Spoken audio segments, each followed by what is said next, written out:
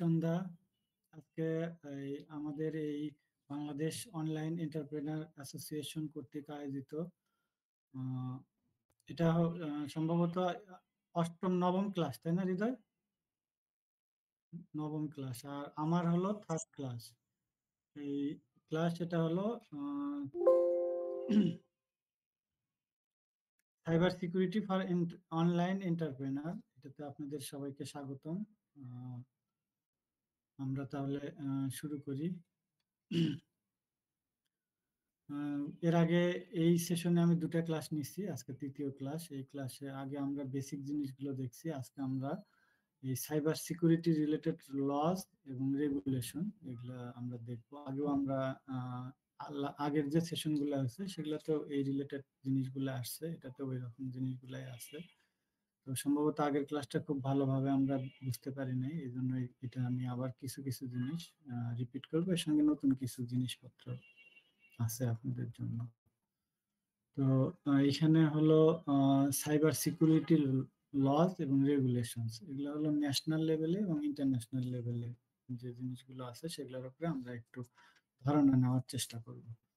তো national cyber security laws and regulation, আমাদের দেশের যে যে সব রেগুলেশন আমরা মেনে চলি সেগুলোতে এখানে আমি কয়েকটা দেখাইছি। প্রথমটা হলো যে আইসিটি অ্যাক্ট, এটা হলো 2006 সালে আমাদের এনএক্টেড হয়, অর্থাৎ 6 সালে এটা আমাদের চালু হয় এবং এটা 13 সালে আবার এটা নতুন করে অ্যামেন্ডমেন্ট হয়। আর পরেরটা হলো digital security act. Digital security act হলো 2008 সালে চালু হয়। আর পরবর্তীতে গত বছর অর্থাৎ 2023 সালে এটাই সাইবার সিকিউরিটি অ্যাক্ট নামে মডিফিকেশন হয়ে এখন আমাদের ওই ডিএসএ মানে ডিজিটাল সিকিউরিটি অ্যাক্টটা আমাদের অবসলেট হয়ে সাইবার সিকিউরিটি অ্যাক্ট 23 এটা চলতেছে এবং এটারও অ্যামেন্ডমেন্ট হচ্ছে, কাজ চলতেছে। এটাও পরবর্তীতে আমরা নতুন ভার্সন পাবো হয়তো শীঘ্রই। এরপরে হলো Bangladesh data protection act proposed. এটা আমরা বাংলাদেশে যদিও ডাটা প্রোটেকশন অ্যাক্টটা এখনো চালু হয়নি, কিন্তু ইন্টারন্যাশনাল লেভেলে আমাদের ভালো ভালো কিছু অ্যাক্ট আছে, সেগুলো আমরা পরের স্লাইডটায় নামগুলো দেখবো এবং শেষে এসে এগুলোর উপরে আমরা কিছু আলোচনা করব। ন্যাশনাল সাইবার সিকিউরিটি স্ট্র্যাটেজি, এটা হলো 2021 সালে। আর guideline for ICT security for এই জন্য আমাদের এই ব্যাংকিং রিলেটেড যে রেগুলেশন গুলো আছে এগুলো আসছে, এটা হলো বাংলাদেশ ব্যাংক আমাদের দিছে, এটা সর্বশেষ 23 সালে দিছে। প্রথম চালু হয় 5 সালে, 5-এ এটা ভার্সন 1 ছিল, তারপর 10-এ ভার্সন 2, তারপর 15-তে ভার্সন 3, আর 20-এ এসে ভার্সন 4 হওয়ার কথা, কিন্তু 20-এ করোনার কারণে তারা করতে পারেনি। পরবর্তীতে 21-22 চলে যায়, 23-এ এসে তাই পরবর্তী ফোর্থ ভার্সনটা দেয় এবং পরবর্তীটা 25 সালে হওয়ার কথা। এখন দেখা যাক আমরা পরেরটা কবে পাই, 5 ভার্সন। আর সর্বশেষ আসছে একটা টেলিকমিউনিকেশন অ্যাক্ট 2001। এই জিনিসগুলো আমাদের ন্যাশনাল লেভেলে আমাদের অ্যাক্ট।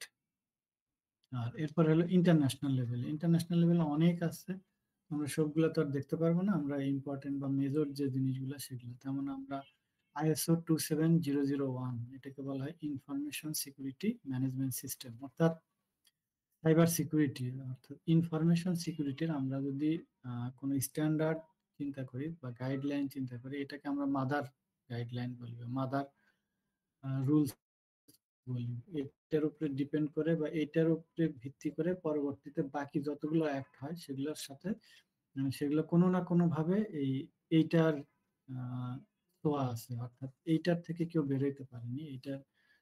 এইটাকে দেখে বা এটার থেকে ইনফরমেশন নিয়ে বা এটা থেকে গাইডলাইন নিয়ে অন্যান্য অ্যাক্ট গুলা বা রেগুলেশন গুলা বা পলিসি গুলা ডেভেলপ করা হয়েছে। এরপরে হলো জিডিপিআর, এটা খুব বহুল প্রচলিত ডাটা প্রোটেকশন এই রেগুলেশন। ডাটা প্রোটেকশন রেগুলেশনটা 2018 সালে ইউরোপীয় ইউনিয়ন করে। এটা ইউরোপীয় ইউনিয়ন তাদের জন্য ইফেক্টিভ, তাদেরকে যারা ইউরোপীয় ইউনিয়নের মেম্বার তাদের জন্য এটা কম্পালসারি, বাট অন্যান্য যারা আছে তারাও এটাকে অ্যাভেল করতে পারে। আমরাও যেমন বাংলাদেশে এটা আমরা অনেকে চেষ্টা করি মানার জন্য। তো এটাকে আমরা জিডিপিআর বলি, জেনারেল ডাটা প্রোটেকশন রেগুলেশন 2018। এটা বেসিক্যালি ইউরোপের জন্য। তো ইউরোপের যে জিনিসগুলা করে, যেমন ইউরোপ বা ব্রিটিশ যে জিনিসগুলো, ইংরেজিও যদি আমরা চিন্তা করি, আমেরিকা করে কি, ওরা ওটা ওদেরটাকে না মেনে ওরা নিজের মতো করে একটা করার চেষ্টা করে বা করে। তো এটার উপরে ডিপেন্ড করে পরে, যেটা আমি বি নাম্বারটা বললাম জিডিপিআর, এটা ইউরোপীয় ইউনিয়ন করছে। আমেরিকা করছে কি, সি নাম্বারটা দেখেন, the California consumer privacy act, CCPA. এটা হলো 2020 সালে, ওদেরকে দেখে এটা ওদের মতো করে না করে তারা তাদের মতো করে করছে, বাট ওই জিনিসটাই একই জিনিস। যেমন ইংরেজি আমরা বলি ব্রিটিশ ইংরেজি, American English, British English, American English, but English মাদারটা তো ব্রিটিশে, আসলে ওরা হলো পরবর্তীতে ওখান থেকে ধার করছে এবং মডিফাই করার চেষ্টা করছে। সিমিলারলি এই একটাকেও তারা একইভাবেই ওই জিডিপি টা না নিয়ে সিসিপি এটা তারা নতুন 2020 সালে করছে। আর 18 সালে ইউরোপীয় ইউনিয়ন প্রথম করে এটা। এরপরে cyber crime convention, Budapest convention, এটা একটা কনভেনশন, এখানে এই জিনিসগুলো নিয়ে আলোচনা হয় এবং কিছু রেগুলেশন ড্র করা হয়। এটা হলো 2001 সালে, অনেক আগে। আর আমেরিকার একটা ইয়ে আছে, তো the national institute of standard and technology, এইখান থেকে তাদের বেসিক্যালি এই সাইবার সিকিউরিটি না সবগুলা রুলস রেগুলেশন ল এগুলো হলো ফর্মুলেশন হয়। সাইবার সিকিউরিটি ফ্রেমওয়ার্কও একটা করে, এনআইএসটি বলে থাকি। এনআইএসটি কে অনেকে, অনেক দেশ অনেকে ফলো করে এবং তাদের এই রেগুলেশন গুলো নিয়ে তারা তাদের নিজেদের মতো করে করে। এটা হলো এনআইএসটি সাইবার সিকিউরিটি ফ্রেমওয়ার্ক। তো ইন্টারন্যাশনাল যেগুলো আছে সেগুলোর মধ্যে আমরা মেজর গুলা এখানে দেখলাম, আরো অনেক আছে। দেখি পরবর্তীতে কান্ট্রি স্পেসিফিক ল যেগুলো আছে, ইউএসএ তে cyber security information sharing act, এটা তো 2015 সালে তারা করে। ওটা দেখেন চায়নায় cyber security law of the people's republic of China 17তে করে। ইন্ডিয়ায় হলো 20-এ করে, সরি 2000 সালে করে, 2000 সালে যেটা করে আইটি অ্যাক্ট, অর্থাৎ ইনফরমেশন সিকিউরিটি অ্যাক্ট, এটা হলো 2000 সালে করে। সিঙ্গাপুরে 18তে করে, সেটা হলো সাইবার সিকিউরিটি অ্যাক্ট। অস্ট্রেলিয়ায় করে হলো security of critical infrastructure act, এটা হলো 18তে করে। এগুলো হলো কান্ট্রি স্পেসিফিক, আমরা মেজর কান্ট্রি গুলা বললাম, সবগুলো তো আসলে বলা সম্ভব না, এই জন্য সরি। এরপরে সেক্টর স্পেসিফিক যেমন আমরা কয়েকটা সেক্টর দেখাইছি, মেজর সেক্টর গুলা financial sector, health care sector, তারপর এনার্জি সেক্টর। ফিনান্সিয়াল সেক্টরে ইন্টারন্যাশনাল যেগুলো আছে সেগুলোর মধ্যে হলো basal committee for banking supervision guideline, এরাও ওই ব্যাংকিং রিলেটেড বিভিন্ন ধরনের রেগুলেশন গাইডলাইন এগুলো দেয়। আর আহ, ইয়ে সুইফট আমরা হলো ওই যে যেসব ইন্টারন্যাশনাল ট্রানজেকশন করি, সরি আমি একটু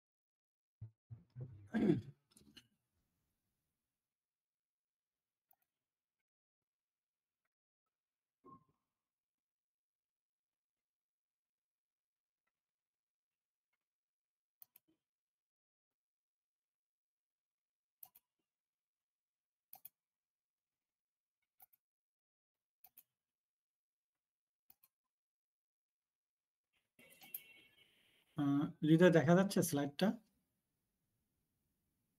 হ্যালো? জি স্যার, দেখা যাচ্ছে স্যার। আচ্ছা ঠিক আছে।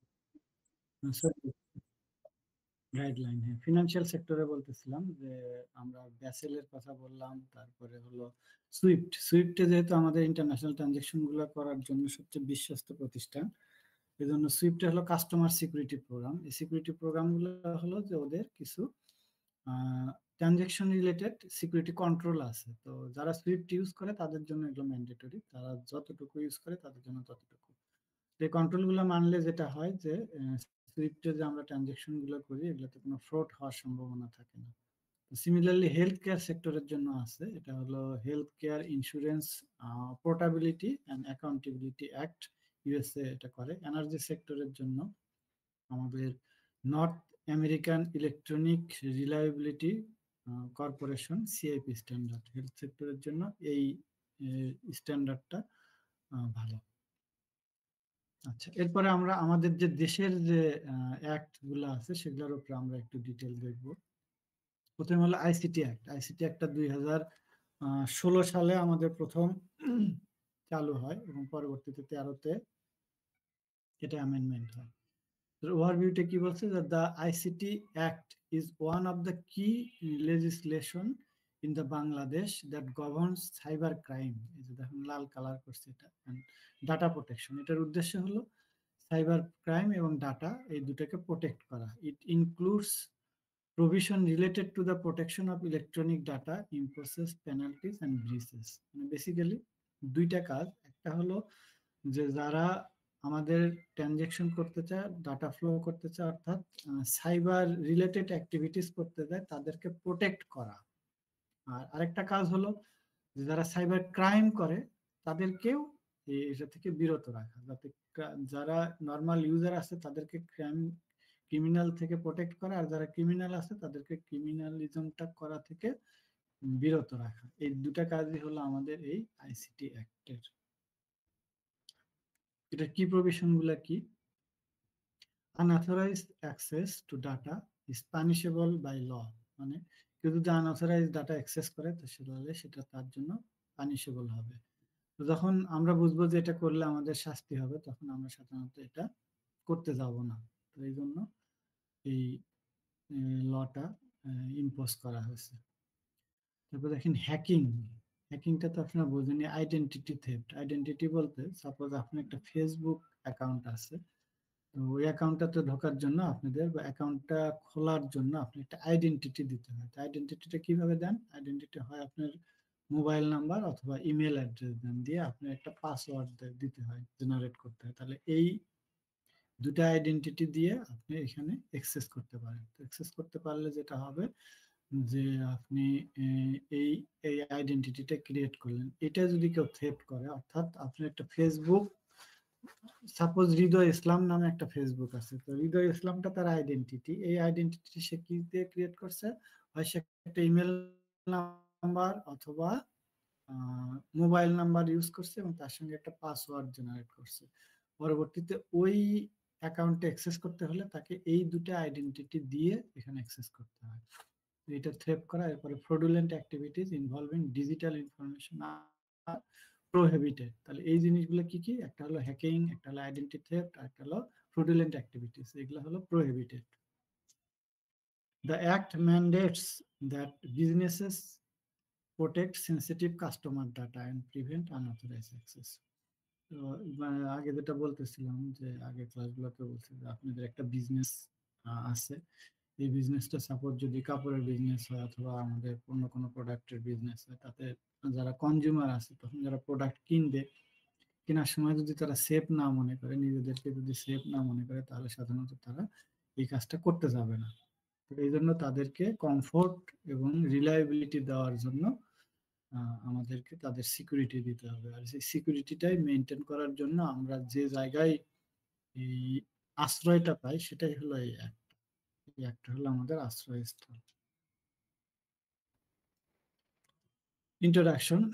এটার উদ্দেশ্য কি? Purpose of the act to promote the use of information and communication technology in Bangladesh. অর্থাৎ ইনফরমেশন কমিউনিকেশন টেকনোলজি ইউজটাকে প্রমোট করা। মানে কিভাবে প্রমোট করে? যে এটা ইউজ করতে গেলে আমরা যেসব সমস্যা বা প্রবলেমের সম্মুখীন হব সেটা যাতে না হয়, সেটা প্রোটেকশন দেওয়াই হলো এই অ্যাক্টের কাজ।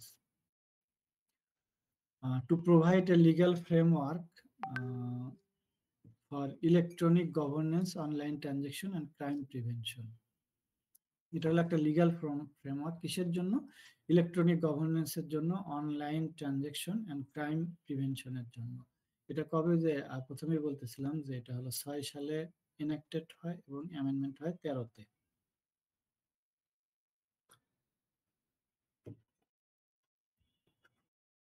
এর উদ্দেশ্য কি? Objective of the act: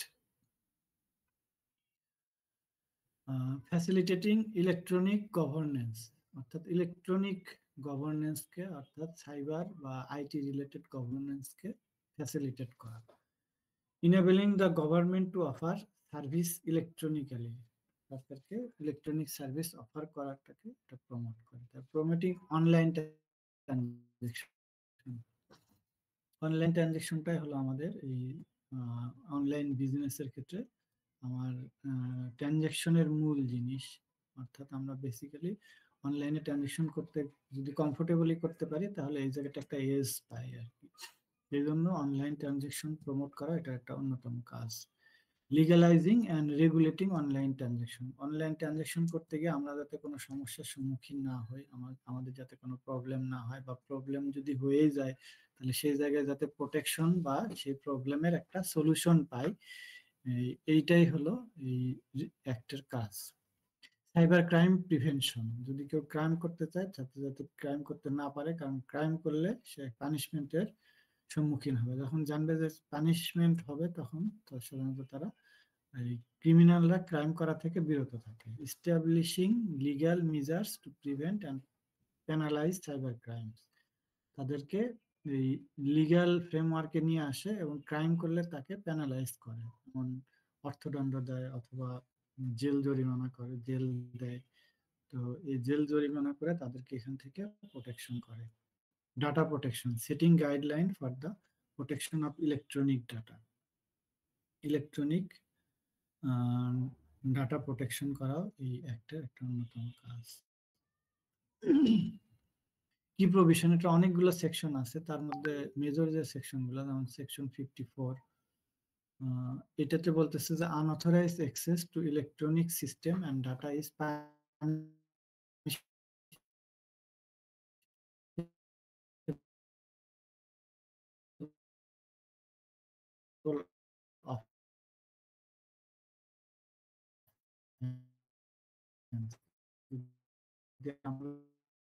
authorised computer source document is illegal, অর্থাৎ কম্পিউটারের কোনো সোর্স অথবা কোনো ডকুমেন্ট এটা টেম্পারিং করা, অর্থাৎ ডাটাকে অল্টার করা, ডাটাকে চেঞ্জ করা, এটা হলো ইলিগাল কাজ। Section 57, penalty for punishing fake, obscene and defamatory information in electronic form. আগের দুটাই যেমন দেখেন, একটা হলো ইলেকট্রনিক সিস্টেম আর হলো ইলেকট্রনিক ডাটা, একদম স্পেসিফিক একটা সিস্টেম। সিস্টেম হলো পিপল প্রসেস টেকনোলজি নিয়ে আমরা সিস্টেম আগের লেকচারগুলোতে ডিফাইন করছি। ডাটা হলো আমাদের যে কোনো ধরনের অ্যাট্রিবিউটস, অর্থাৎ ধরেন অনলাইন এন্টারপ্রেনার অ্যাসোসিয়েশন, এর ডাটা হলো এটা একটা নাম, তারপরে এটার কার্যক্রম, এটার বিভিন্ন ধরনের তথ্য, বা এগুলোকে আমরা মানে বিভিন্ন ধরনের ইনফরমেশন বা ডাটা বলে থাকি। আচ্ছা, কিন্তু এই যে 57 যেটা আছে দেখেন, এখানে বলছে যে পাবলিশিং ফেক। ফেক জিনিসটা কি? ফেক হলো এটা আমরা স্পেসিফিক্যালি বলতে পারতেছি না, যেমন নাম বা বয়স বা এই আমাদের ধরেন সাইজ, এগুলো যেমন একদম স্পেসিফিক থাকে, একটা স্ট্যান্ডার্ডের সঙ্গে কম্পেয়ার করে এটাকে আমরা ফিক্স করি। কিন্তু এই জিনিসগুলো ফেক, অবসেন্স এবং ডিফেমেটরি, এগুলো হলো মিজারেবল একটা জিনিস, অর্থাৎ আমরা প্রপার্টিজ অ্যাট্রিবিউট দেখে বুঝতে পারি, তো একদম স্পেসিফিক না। তো এই জায়গাগুলোতে আমাদের সেন্স কাজ করতে হয়। তো এই ইনফরমেশন গুলো ইলেকট্রনিক ফর্মে থাকে, তো এটা নিয়ে কিছু কথাবার্তা আসবে, এই জন্য আমি 57টাকে আলাদা করে একটু মেনশন করলাম। আর section 66, punishment for hacking, which includes imprisonment and fine, অর্থাৎ জেল জরিমানা দুটাই হতে পারে হ্যাকিং এর। আচ্ছা, এখন এই কয়েকটা সেকশন, 4টা সেকশন দেখাচ্ছি। 57টা কি? Penalty for damage of computer system. কিভাবে হতে পারে? Charges the service availed by a person to the account of another person by tampering with or manipulating any computer system or computer network. তাহলে এই যদি computer system বা কম্পিউটারকে damage করে কেউ, তাহলে তার জন্য দেখেন এক্সটেন্ডেড টু 10 ইয়ার্স, অর্থাৎ 10 বছর পর্যন্ত কারাদণ্ড হতে পারে। আর আরেকটা হলো টাকা 10 লাখ, অর্থাৎ 10 লাখ পর্যন্ত অর্থদণ্ড হতে পারে। একটা হলো জেল আর একটা হলো জরিমানা। জেলটা হলো বলছে 10 বছর পর্যন্ত, আর জরিমানাটা হলো 10 লাখ টাকা পর্যন্ত। তো এই অপরাধের সিগনিফিকেন্স অর্থাৎ ইন্টেন্সিটিটা বোঝা, সেই অনুযায়ী কি হতে পারে, দুটোর মধ্যে যে কোনো একটা হতে পারে, হয় জেল হবে অথবা টাকা জরিমানা হবে। তো জরিমানা হবে নাকি জেল হবে সেটা বিচারকের বিচারের উপরে ডিপেন্ড করবে। তাহলে কিন্তু ম্যাক্সিমাম এটা যেটা হবে, ম্যাক্সিমাম একজনকে একসাথে দুটা দিতে পারে, এই 10 লাখ টাকা জরিমানা এবং 10 বছরের জেল দুটা দিতে পারে। এটাকে কম হলে যে কোনো একটা, যত কম সম্ভব হয়তো 1 বেলা 1 ঘন্টা জেল, বা ধরেন যে 10,000 টাকা জরিমানা, এরকম হতে পারে। তো এটা হলো মিনিমাম লিমিট থেকে, 0 থেকে ম্যাক্সিমাম হলো 10 লাখ টাকা, 10 বছরের জেল maximum হতে পারে। প্রত্যেকটার ক্ষেত্রে এটাই ইফেক্টিভ। পরেরটা দেখেন, সেকশন হলো 56, punishment for hacking with computer system. Computer system hack করলে 10 বছরের জেল জরিমানা অথবা 1 কোটি টাকা জরিমানা হতে পারে, আর জেল হতে পারে 10 বছরের, অথবা একজন ব্যক্তির সর্বোচ্চ 1 কোটি টাকা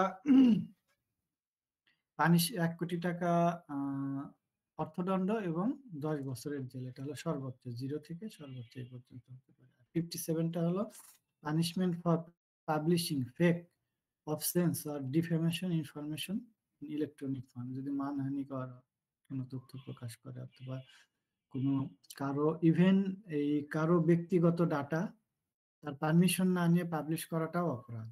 তো এর জন্য 1 কোটি টাকা এবং 10 বছরের পানিশমেন্ট হতে পারে। Punishment for disclosure of confidentiality and privacy, এই প্রাইভেসি এবং কনফিডেন্সিয়ালিটি ডিসক্লোজ করাটা অপরাধ, এবং এটার ক্ষেত্রে 10 লাখ, লাখ বানানটা একটু ভুল আছে, যাই হোক লাখ হয়ে গেছে, আর 2 বছরের শাস্তি হতে পারে।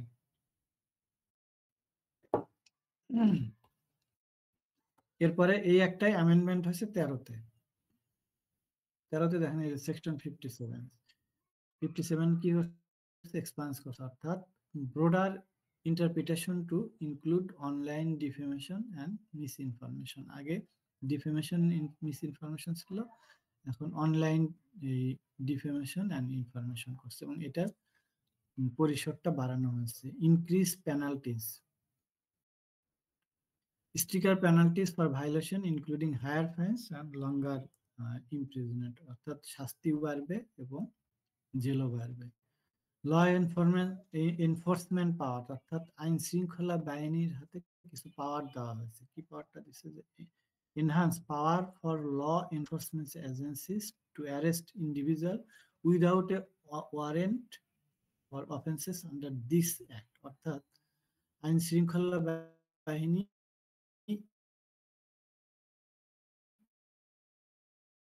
এই অ্যাক্টের আওতায় বাহিনী নিজেই কোনো ব্যক্তিকে অ্যারেস্ট করতে পারবে এই অ্যাক্টের আন্ডারে। এটা হলো এই যে 13-তে অ্যামেন্ডমেন্ট করে এই জিনিসটাকে বাড়ানো হয়েছে।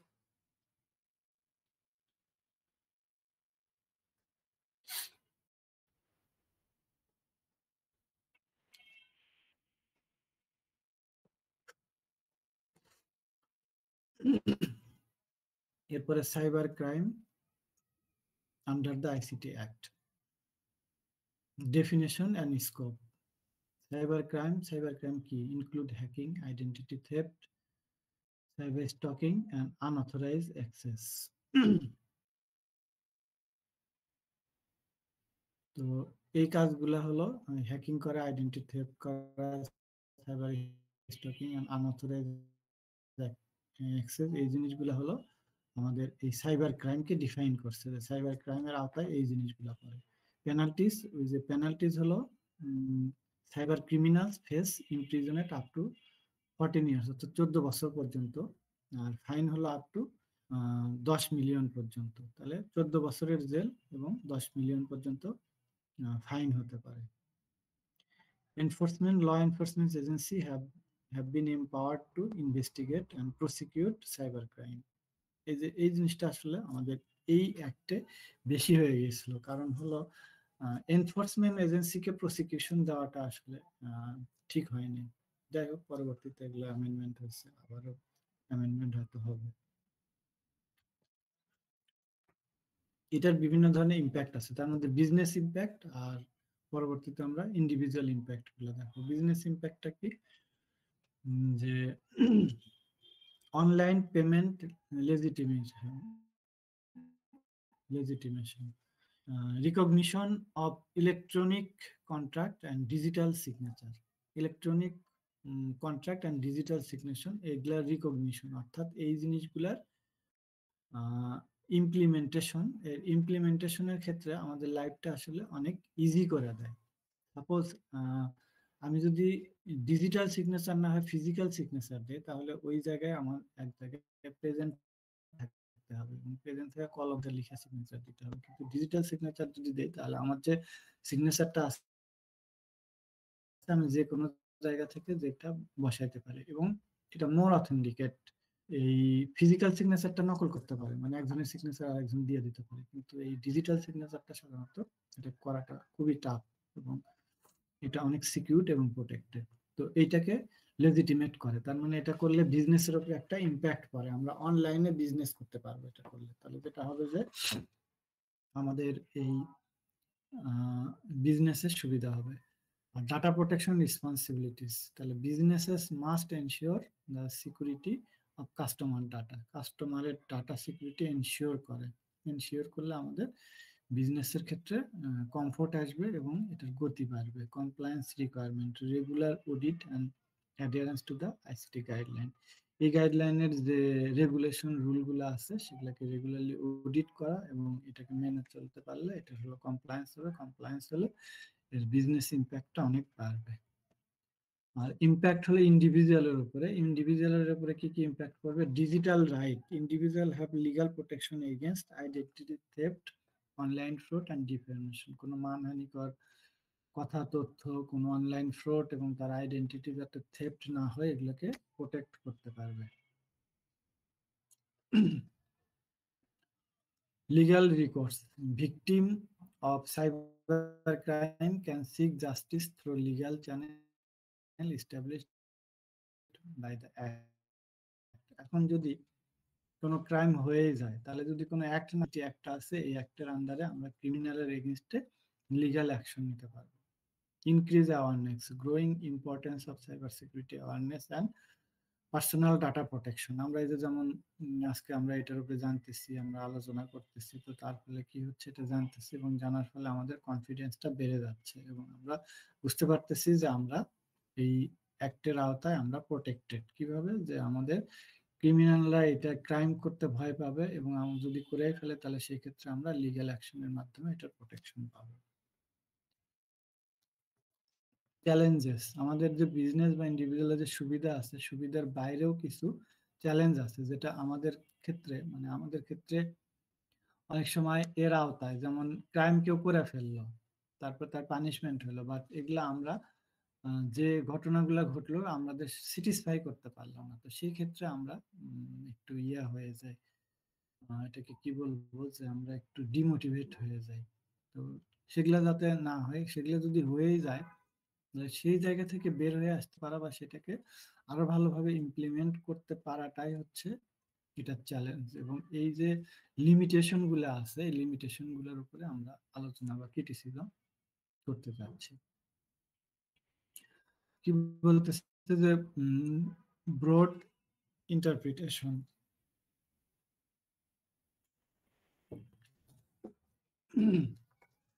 concerns about the vague wording of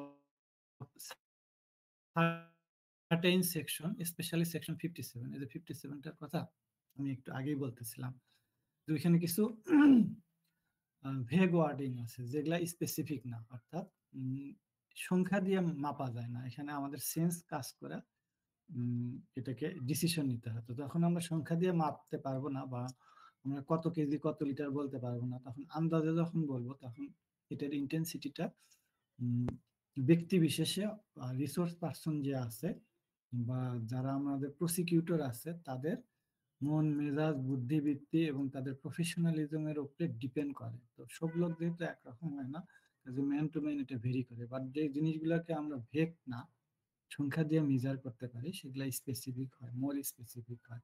এটা হলো এই লয়ের একটা চ্যালেঞ্জ।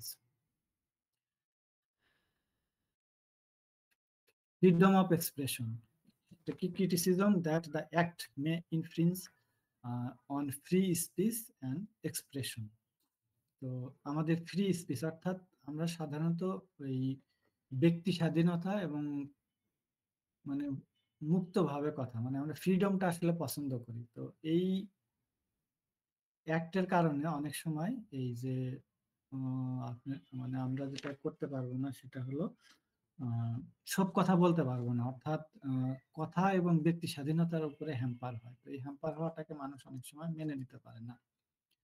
মানুষের সবচেয়ে এই মিজারেবল যে জিনিসটা সেটা হলো স্বাধীনতা। স্বাধীনতা পেলে বাকিগুলাকে মানুষ মেনে নিতে পারে। তো এই ফ্রিডম এক্সপ্রেশনটা এটার ক্ষেত্রে একটা চ্যালেঞ্জেস। আর enforcement issue, challenges in the effective enforcement of the act, including lack of resource and expertise. এই কথাটা খুব important, lack of resource and expertise, অর্থাৎ ইনফরমেশন উইদাউট কনসেন্ট, মানে কারো কনসেন্ট ছাড়া তার ব্যক্তিগত তথ্য প্রকাশ করাটা হলো প্রহিবিটেড, অর্থাৎ এটা করা যাবে না, কারো কনসেন্ট ছাড়া তার ব্যক্তিগত কোনো তথ্য প্রকাশ করা যাবে না। Establishes a framework for monitoring and controlling cyber threat, including those related to personal data breaches.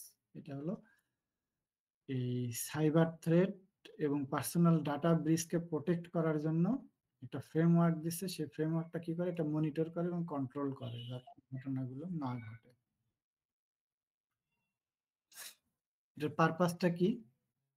To address cyber security threat, ensure digital safety, digital safety ensure করে এবং সাইবার সিকিউরিটি থ্রেটটাকে প্রোটেক্ট করে। Provide a legal framework for digital transaction on online activities, এই আমাদের online বিজনেসের জন্য digital transaction এবং online অ্যাক্টিভিটিসটাকে একটা legal framework দিয়ে প্রোটেক্ট করে। এটা হলো ইনঅ্যাক্টেড হয় অক্টোবর 8, 2018-তে। অবজেক্টিভ কি? Cyber crime prevention, cyber crime prevention করা এটা একটা objective. Establish legal measures to combat against cyber crime, cyber ক্রাইমের এগেনস্টে কমব্যাট করা এবং করার জন্য এটা একটা মেজার্স দেয় এই লিগ্যাল ফ্রেমওয়ার্কটা। Protection of digital information, digital information protect করে। Ensure the security and privacy of digital data. Regulation of digital content, monitor and control online content to prevent misuse, যাতে মিসইউজ না হয়, ডিজিটাল কন্টেন্টের misuse না হয় সেটা monitor করে এবং মনিটরের মাধ্যমে এটার পানিশমেন্ট এবং বিভিন্ন এই পানিশমেন্টের মাধ্যমে এটাকে প্রোটেক্ট করে। সাপোর্ট ফর ল এনফোর্সমেন্ট এজেন্সিকে সাপোর্ট করে। কিভাবে? Equip law enforcement agency with tools and tackle digital crime, মানে তাদেরকে এই ডিজিটাল ক্রাইম প্রোটেক্ট করার জন্য তাদের বিভিন্ন ধরনের টুলস দেয়, টুলস দিয়ে হেল্প করে এবং তাদেরকে এটাকে ইস্টাবলিশ করার জন্য তাদেরকে এম্পাওয়ার করে। কি প্রভিশন, এটা দেন কয়েকটা সেকশন দেখানো হয়েছে, ইম্পর্টেন্ট সেকশন গুলা। সেকশন যেমন 21, এটা হলো কি 21 নাম্বারটা হলো punishment for propaganda against liberation war, spirit of the liberation war and national anthem. এই ন্যাশনাল অ্যানথেম, লিবারেশন ওয়ার এবং provision of spirit of liberation war এর উপরে যদি কেউ প্রোপাগান্ডা ছড়ায় তাহলে সেটা পানিশমেন্ট, সেটার জন্য পানিশমেন্ট হবে। এটা হলো সেকশন 21। সেকশন 25টা হলো penalty for publishing or broadcasting offensive, false and threatening information in digital form. Digital ফর্মে অর্থাৎ জার্নালিস্ট যারা আছে, যারা ব্রডকাস্ট যারা করে তাদের, বা যারা পাবলিকেশনে পাবলিকেশন করে কি false and threatening information in digital ফর্মে, যেটা যদি করে তাহলে তাদের পেনাল্টি হবে। Section 28, punishment for hurting religious sentiment through digital media. Digital মিডিয়ার মাধ্যমে যদি কোনো রিলিজিয়াস সেন্টিমেন্টে আঘাত করে তাহলে তার জন্য পানিশমেন্ট হবে। Defamation of digital form is punishable under this act. আর যদি মানহানিকর কোনো তথ্য ডিজিটাল মিডিয়া প্রকাশ করে তাহলে তার জন্য পেনাল্টি হবে। Penalty for deteriorating law and order affecting communal harmony or creating discontent by digital means. Digital মিনসে যদি এই কাজগুলো করে, অর্থাৎ ল অর্ডারকে যদি ডিটোরিয়েট করে বা কমিউনাল হারমোনি যদি এফেক্ট করে বা discontent, creating discontent by digital form, তাহলে সেগুলোর জন্য পানিশমেন্ট হবে। এগুলো আমরা ডিটেল একটু যে একটা টেবুলার ফরম্যাটে দেখবো যে কত বছরের জন্য কোনটার জন্য কত বছরের পানিশমেন্ট হয় বা কোনটার জন্য কত টাকা পেনাল্টি হয়। আচ্ছা, ল এনফোর্সমেন্ট পাওয়ার, মানে ল এনফোর্সমেন্টের কি কি পাওয়ার আছে। Search and arrest without warrant, এটা খুব মানে ছিল, কি বলা হয় যে খুব ভীতিকর একটা জিনিস ছিল যে authorities can arrest individual or search premises without a warrant in case of suspected digital crime. যদি ল এনফোর্সমেন্ট অথরিটি মনে করে যে এই জায়গায় কোনো সাইবার ক্রাইম হচ্ছে, তাহলে তারা উইদাউট এনি অর্ডার তারা নিজেরাই কি করে কোনো ব্যক্তিকে অ্যারেস্ট করতে পারে এবং তার যে এই ডিজিটাল যেসব ডিভাইস আছে সবগুলোকে তারা সিজ করতে পারে। আর কি করতে পারে, digital forensic lab, establish a digital forensic lab to aid in the investigation of cyber. এটা ভালো জিনিস, মানে একটা ডিজিটাল ফরেন্সিক ল্যাব ইস্টাবলিশ করতে পারে, যেটা করলে যেটা হবে আসলে উপরেরটা ভালো মন্দ দুটা দিকই আছে, কিন্তু যেহেতু জিনিসটা একটু কি বলা হবে যে ল এনফোর্সমেন্ট অথরিটি আর আমাদের যারা প্রসিকিউটর, এদের দুইজনের পাওয়ার যদি একজনকে দেওয়া হয়, অর্থাৎ যে বিচার করবে এবং যে আইনের আওতায় আনবে, তো দুইটাকেই যদি একজনকে যদি দুইটা পাওয়ার, তাহলে ওভার পাওয়ার এবং মিস ইউজ হওয়ার সম্ভাবনা থাকে। তাছাড়া অনেক ক্ষেত্রে এটা ক্রাইমটাকে প্রোটেক্ট করে, আর কিছু ক্ষেত্রে মিস ইউজ হওয়ার সম্ভাবনা থাকে। কিন্তু এই ফরেন্সিক ল্যাব যদি করা হয়, তাহলে কি হয় যে এই ল্যাবে টেস্ট করে অ্যাকচুয়াল জিনিসগুলো জানা যেতে পারে এবং পানিশমেন্ট দেওয়ার ক্ষেত্রে এই ডিজিটাল ফরেন্সিক ল্যাব ইউজ করে আমরা প্রপারলি পানিশমেন্ট দিতে পারবো। Monitoring and surveillance, enhance capabilities for monitoring online activities to prevent and detect crimes। এই তাদের এই ক্যাপাবিলিটি দেওয়া হয় যে অনলাইন অ্যাক্টিভিটিস প্রিভেন্ট এবং ডিটেক্ট করার জন্য।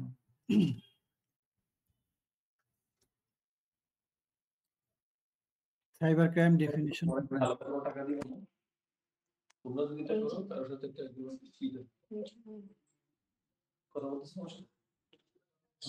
না না আমাদের অ্যাসোসিয়েশনে রিয়া হচ্ছে রিটার্ন সেশনে ট্রেনিং করায়।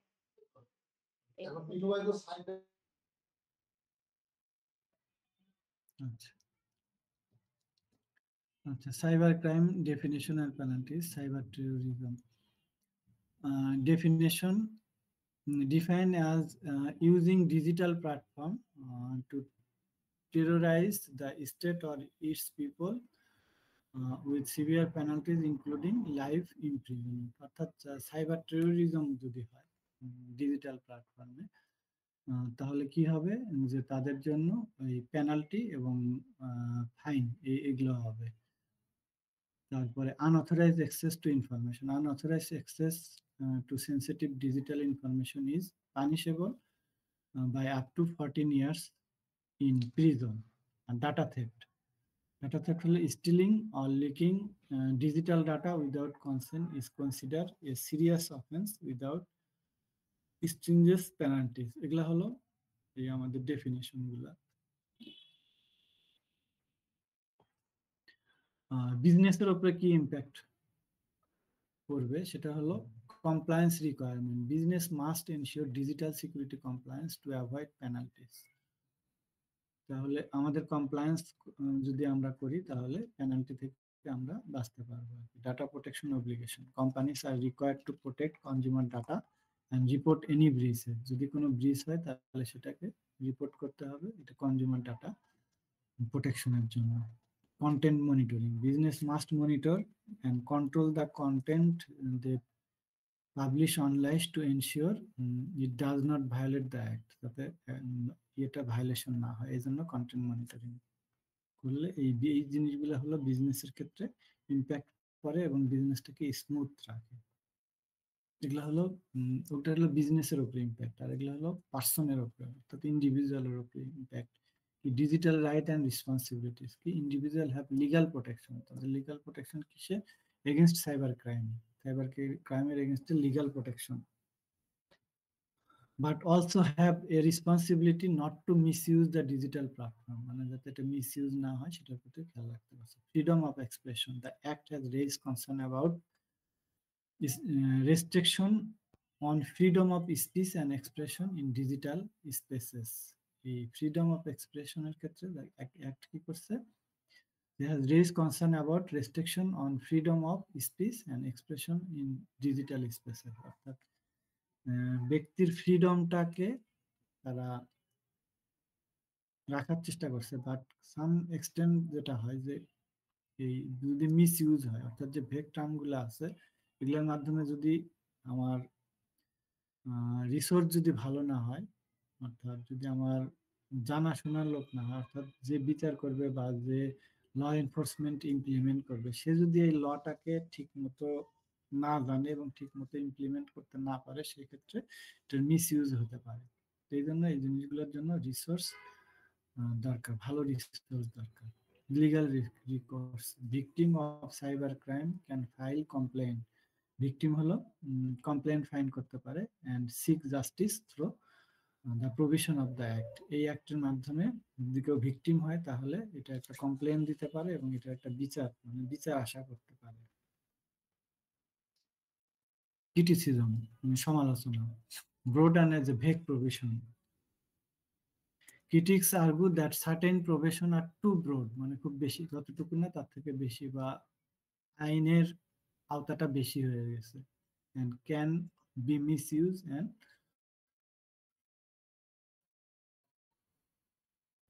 স্টেবল ডিজাইন, অর্থাৎ এটা যদি প্রপারলি ব্যবহার করা না হয়, অর্থাৎ ব্যক্তি স্বাধীনতায় হস্তক্ষেপ করা হয় এবং ভিন্ন মতের দমন করা হয়, তাহলে সেই জিনিসটা আসলে এখানে এই কথা এরকম বলে যে খাজনার চেয়ে বাজনা বেশি, বা এটাকে মিস ইউজ করা হয়। সেই ক্ষেত্রে এটা আমরা এই যে ক্রিটিসিজম করতেছি। Impact in journalism, concern about the act being use to suppress investigation journalism and freedom of press, মানে প্রেসের স্বাধীনতায় হস্তক্ষেপ করতে মানে যদি করে তাহলে এটা হলো একটা ক্রিটিসিজম। এটার মাধ্যমে এই সাংবাদিকতা আর সাংবাদিকদের উপরে তাদের ফ্রিডম এবং তাদের যে অ্যাক্টিভিটিস এর উপরে যাতে কন্ট্রোল মানে ওভার কন্ট্রোল না আসে, কন্ট্রোল থাকা ভালো কিন্তু ওভার কন্ট্রোল না আসে, এটা হলো একটা criticism. Human right concern, international human rights organizations have expressed concern over potential abuse under the act, এই অ্যাক্টের আন্ডারে এই হিউম্যান রাইটস অর্গানাইজেশন গুলো অলওয়েজ একটা ই প্রকাশ করছে, যে সমালোচনা করছে যে এটার আওতায় এই অ্যাক্টের আওতায় ব্যক্তি বিশেষকে অ্যাবিউজ করা হয়েছে, তো এটার ব্যাপারে সমালোচনা করছে ইন্টারন্যাশনাল হিউম্যান রাইটস অর্গানাইজেশন গুলো, এটা আরেকটা ক্রিটিসিজম। আচ্ছা, এতক্ষণ আমরা দেখলাম ডিজিটাল সিকিউরিটি অ্যাক্ট, এটা হলো cyber security act. Cyber security অ্যাক্টে ওই ডিজিটাল সিকিউরিটি অ্যাক্টটাকেই অ্যামেন্ডমেন্ট করে আরো একটু ভালো করে তুলে ধরার বা করার চেষ্টা করা হয়েছে। এটাই দেখি আমরা যে ওখান থেকে আসলে বেটার কি করা হয়েছে, বাট পারপাস মোটামুটি কাছাকাছি। To establish a legal framework for protecting cyber space in Bangladesh, to prevent cyber crime and ensure the security of digital infrastructure, ওইটা ছিল 18 সালে হয়েছিল অক্টোবরের 8 তারিখে, আর এটা হলো অ্যামেন্ডমেন্ট করে পরবর্তীতে 23-এ পাস্ট ইন 2023 অর্থাৎ 2023-এ to replace or update provision of cyber security laws. আমার এই সাইবার সিকিউরিটি অ্যাক্টটাকেই মানে ডিজিটাল সিকিউরিটি অ্যাক্টটাকে সাইবার সিকিউরিটি অ্যাক্ট করে 23 সালে এটা enacted করা হয়। অবজেক্টিভ, এটা অবজেক্টিভ কি স্ট্যান্ডার্ডিক ন্যাশনাল সিকিউরিটি, অর্থাৎ জাতীয় নিরাপত্তা বৃদ্ধি করা হলো, এটা একটা অবজেক্টিভ ছিল। Protecting the country's critical digital infrastructure from cyber threat, cyber threat থেকে ক্রিটিক্যাল ডিজিটাল ফ্রেমওয়ার্ক ইনফ্রাস্ট্রাকচারকে প্রোটেক্ট করা, এটা একটা উদ্দেশ্য ছিল। Protecting personal and organisational data, personal এবং অর্গানাইজেশনাল ডাটা প্রোটেক্ট করা, ensure the confidentiality, integrity and availability of data. এটা হলো আমরা যেটা বলতাম যে আগে প্রথম লেকচারগুলোতে যেটা বলছি যে সাইবার সিকিউরিটিটা কি, সাইবার সিকিউরিটি আসলে এই তিনটা জিনিসের রিলায়েবল করা। একটা হলো confidentiality, integrity and availability. Confidentiality হলো যে যে ডাটাটা বা যে ইনফরমেশনটা যার কাছে কনফিডেন্সিয়াল থাকা দরকার তার কাছে সেটা কনফিডেন্স থাকবে এবং বাকি অন্যদের কাছে এটা অ্যাভেলেবল থাকবে। আর ইন্টিগ্রিটিটা হলো ডাটা আমরা ইউজ করতে পারি, ডাটাকে আমরা ইনসার্ট করতে পারি, আপডেট ডিলিট করতে পারি, বা এগুলো যখন করব করার পরে প্রিভিয়াস ডাটা এবং আফটার এই ডাটা ইউজ বা ডাটা ইনসার্ট আপডেট নোটিফিকেশনে আমাদের এক্সপেক্টেড যে ডাটাটা থাকার কথা সেই ডাটাই যদি থাকে তাহলে সেটা হলো সেই ডাটা বা ইনফরমেশনের ইন্টিগ্রিটি। আর অ্যাভেলেবিলিটি হলো যে কাজ করার জন্য যে ডাটাটা যার কাছে অ্যাভেলেবল থাকতে হবে সেই ডাটাটা তার কাছে অ্যাভেলেবল থাকাটাই হলো অ্যাভেলেবিলিটি। আর তিনটাকে যদি আমরা রিলায়েবল করতে পারি তাহলে সেটাকে আমরা বলতেছি যে cyber security. Combating cybercrime, establishing clear legal measures to prevent and punish cybercrime. Cyber ক্রাইমের এগেইনস্টে ক্লিয়ার লিগাল মেজার্স এবং প্রিভেন্ট যদি করা করা যায় এবং যদি অ্যাকচুয়াল পানিশমেন্টটা দেওয়া যায়, অর্থাৎ পানিশমেন্ট যার যে পরিমাণ, যে সাইবার ক্রাইমের জন্য যে ক্রিমিনাল যে পরিমাণ পানিশমেন্ট পাওয়ার কথা ঠিক সেই পরিমাণে যদি পানিশমেন্ট পায় তাহলে সেটা ঠিক আছে। Regulating digital space, monitoring and regulating activities in the digital realm and ensure lawful conduct. এগুলো হলো এই এটার অবজেক্টিভস। কি provision of the cyber security act, cyber security অ্যাক্টের কি প্রভিশন গুলা কি?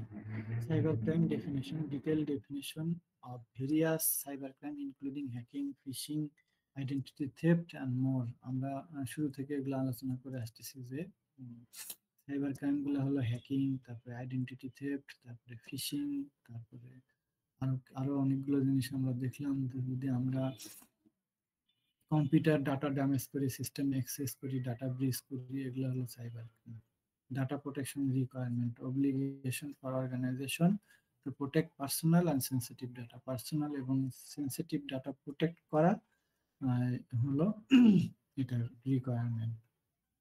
পেনাল্টিস ফর নন কমপ্লায়েন্স, আমরা যদি কমপ্লায়েন্স না করি, অর্থাৎ নন কমপ্লায়েন্স থাকলে, অর্থাৎ আমরা যদি এই রুলস এবং রেগুলেশন গুলো না মেনে চলি তাহলে যেটা হবে কি ফাইন হবে, জেল হবে, মানে fines, imprisonment and other penalties for breaches of cyber security measures. Governmental power, empower the government agencies to monitor, investigate and prosecute cyber crime. অর্থাৎ সরকার এই এজেন্সির মানে তার এজেন্সি যেগুলো আছে সেগুলোর মাধ্যমে এটা মনিটর করতে পারে, ইনভেস্টিগেট করতে পারে এবং যদি কোনো ক্রাইম হয় তাহলে তার বিচার করতে পারে। এগুলো হলো একটা key provision. Law enforcement and monitoring, cyber security agency establishment, creation of national cyber security agency responsible for oversight and enforcement। অর্থাৎ সাইবার সিকিউরিটি এজেন্সি এস্টাবলিশমেন্ট করা এবং creation of national cyber security agency যাদের responsibility for oversight মানে দেখাশোনা এবং এটা enforce করা। Real time monitoring, implementation of system বা real time monitoring of cyber threat and attack. Cyber attack হচ্ছে কিনা, সাইবার থ্রেট আছে কিনা, সেগুলো আমাদের অ্যাটাক করতেছে কিনা, এটা রিয়েল টাইম মনিটরিং করা হলো এটার কাজ। Incident response protocol, guideline for how organisation must response to cyber security incident. অর্থাৎ মনিটর তো করতেছি, করে আমরা এটাকে protect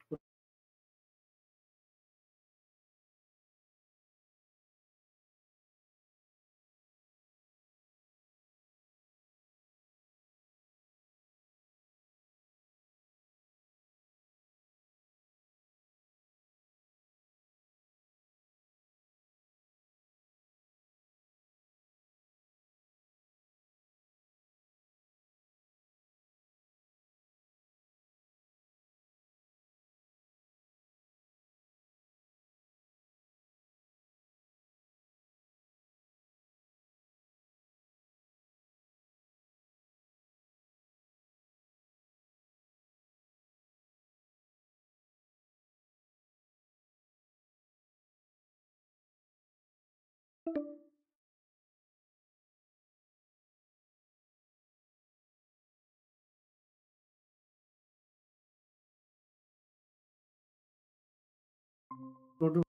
border data transfer, regulation on the transfer of data across border, ensuring protection even when data leaves Bangladesh। অর্থাৎ data যদি বাংলাদেশে ঢুকে, ইভেন বাংলাদেশ থেকে যদি ডাটা চলেও যায়, তাহলে সেই ডাটা ট্রান্সফারের জন্য রুলস এবং রেগুলেশন এস্টাবলিশ করা। Data bridge notification, mandatory reporting for data bridge two authorities and affected individual. কোনো ইন্ডিভিজুয়াল যদি ডাটা ব্রিজের শিকার হয়, অর্থাৎ তার ডাটা যদি এফেক্টেড হয় অথবা ডাটা ব্রিজ হয়, তাহলে রিলেটেড অথরিটি এবং যে এফেক্টেড হলো সেই ব্যক্তির কাছে security standard and regularly update দেওয়ার সিস্টেম। অর্থাৎ আমরা যদি এই নিয়ম কানুনগুলো মেনে চলি, তাহলে আমাদের এই স্ট্যান্ডার্ডগুলো স্ট্রিক্টলি যদি মানি, তাহলে কি হবে, আমাদের কোনো সমস্যা হবে না, অর্থাৎ আমাদের সিস্টেম প্রোটেক্টেড থাকবে। Audit and certification, mandatory cyber security audit and certification for business, specially those handle sensitive data. অর্থাৎ যারা সেন্সিটিভ ডাটা হ্যান্ডেল করে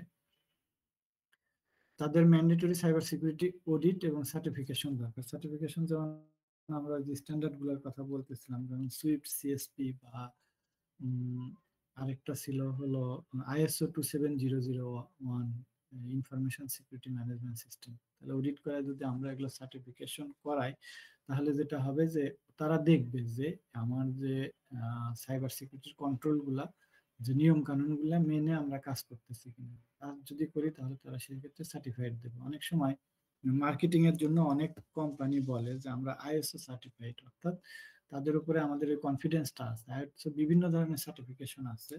একটা যেমন আছে যে কোয়ালিটি কন্ট্রোল, তাহলে ওই যদি 9001 সার্টিফাইড হয়ে গেছে, তাহলে আমরা বুঝবো যে এর কোয়ালিটি ঠিক আছে, সেই ক্ষেত্রে আমরা এটা কিনতে পারি। আবার যদি ISMS অর্থাৎ ISO 27001 সার্টিফাইড হয়, তাহলে আমরা বুঝতে পারবো যে এই অর্গানাইজেশন ইনফরমেশন সিকিউরিটি ম্যানেজমেন্ট সিস্টেমের নিয়মগুলো মেনে চলে। কাজে তারা ISO 27001 অর্থাৎ ISMS সার্টিফাইড, মানে তারা সিকিউর।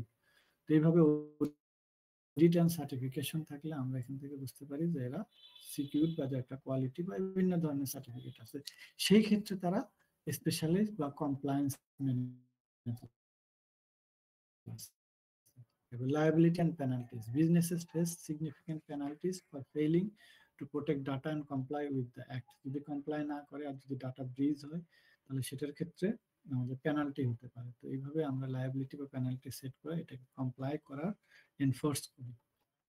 ইন্ডিভিজুয়ালের উপরে impact, individual right two protection, legal protection for individual against cybercrime, including identity theft and data breaches, awareness and education.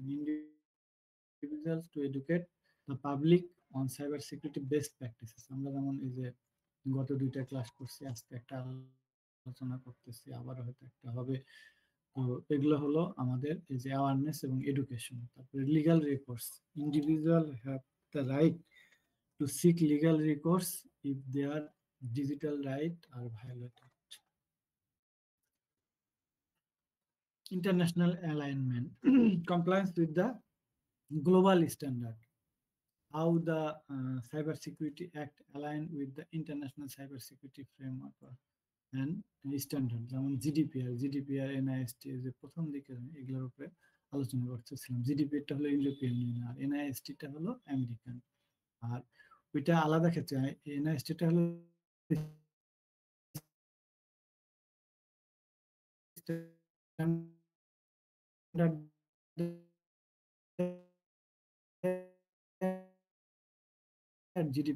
জিডিপিটা হলো ডাটা প্রোটেকশনের জন্য একটা regulation. Cross border cooperation,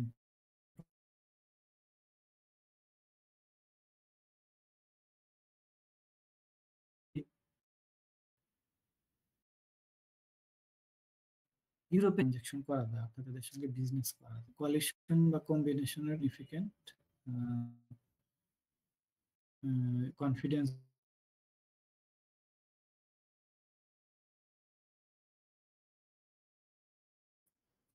criticism, concern about government overreach and surveillance under the guise of cyber security. অর্থাৎ over risk করলে এটা আসলে ব্যক্তি বা বিজনেসের উপরে একটা ওভার ইম্প্যাক্ট পড়ে। যেমন গভর্নমেন্ট এজেন্সিস যারা আছে তারা যদি ওভার রিস্ক করে, অর্থাৎ যাদের যে সেলগুলো আছে তারা যদি প্রপারলি এটাকে ইমপ্লিমেন্ট না করে, মিস ইউজ করে, অর্থাৎ ইমপ্লিমেন্ট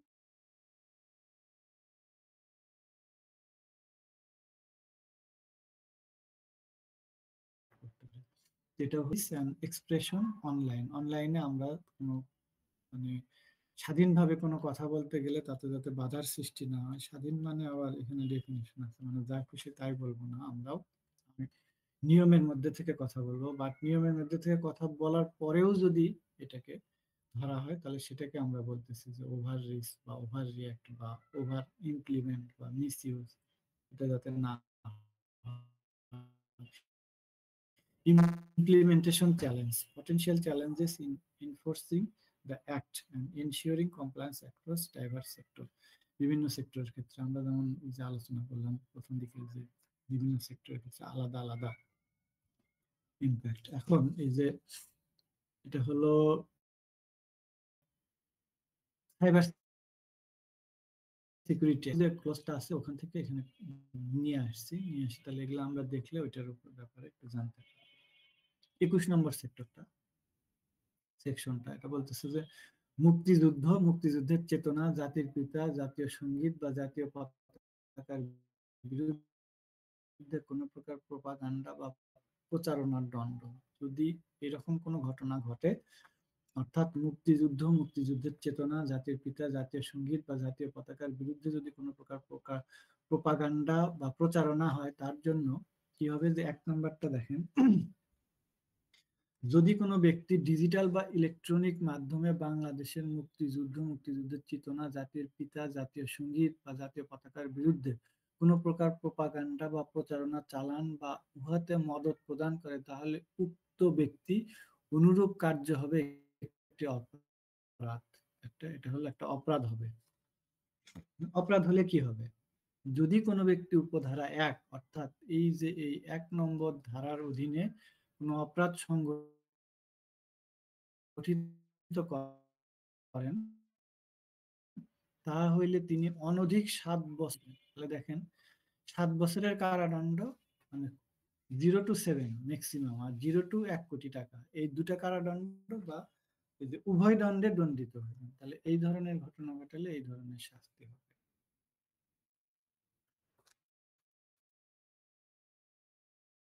28 নম্বর সেকশন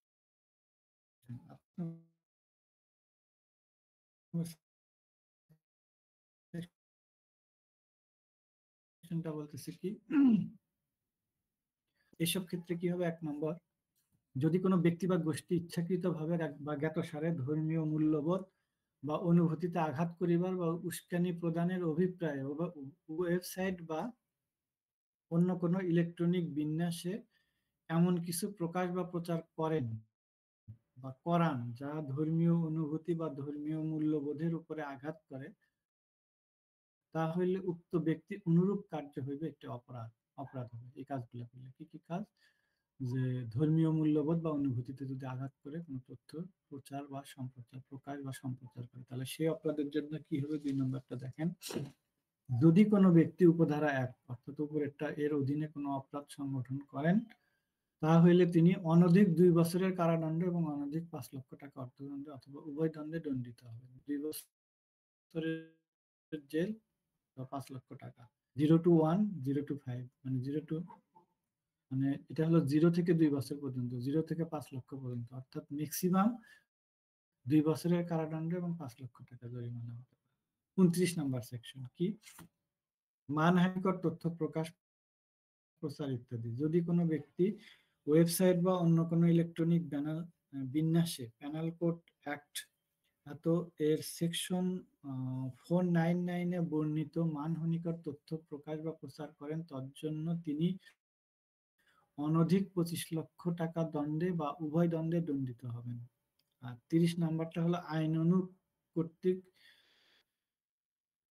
বহির্ভুত ই ট্রানজেকশনের অপরাধ যদি কোনো ব্যক্তি কি করে, দুটো অপশন আছে। ক নাম্বার হলো যে কোনো ব্যাংক, বীমা বা অন্য কোনো আর্থিক প্রতিষ্ঠান বা মোবাইল আর্থিক সেবা প্রদানকারী প্রতিষ্ঠান হইতে কোনো ডিজিটাল বা ইলেকট্রনিক মাধ্যম ব্যবহার করিয়া আইনানুগ কর্তৃ- কর্তৃত্ব ব্যতিরেকে ই ট্রানজেকশন করেন। এটা হলো প্রথমটা। আর এরপর একটা হলো সরকার বা বাংলাদেশ ব্যাংক কর্তৃক সময় সময় জারিকৃত কোনো ই ট্রানজেকশনের অবৈধ ঘোষণা করা সত্ত্বেও ই ট্রানজেকশন করে, যেমন আমাদের ক্রিপ্টোকারেন্সি ট্রানজেকশন বৈধ না, তা হইলে উক্ত ব্যক্তির অনুরূপ কার্য একটি অপরাধ হবে। এই দুইটা ঘটনা ঘটলে এই দুটা অপরাধ হবে। আর এই যদি অপরাধ হয় তাহলে উল্লেখিত অপরাধ সংগঠন করেন তাহলে তিনি অনধিক 25 লক্ষ টাকা অর্থদণ্ড বা উভয় দণ্ডে দণ্ডিত হবেন। এখানে ইয়েটা বলা হয়নি, মানে বলে নাই, বা অন্য কোথাও তো বলা আছে, বাট এটা তাদের ওই ওয়েবসাইট থেকেই নেওয়া, যে টাকাটা আছে কিন্তু কত বছরের বা কত দিনের শাস্তি হবে সেই কথাটা বলা হয়নি, বলছে যে উভয় দণ্ডে দণ্ডিত হবে।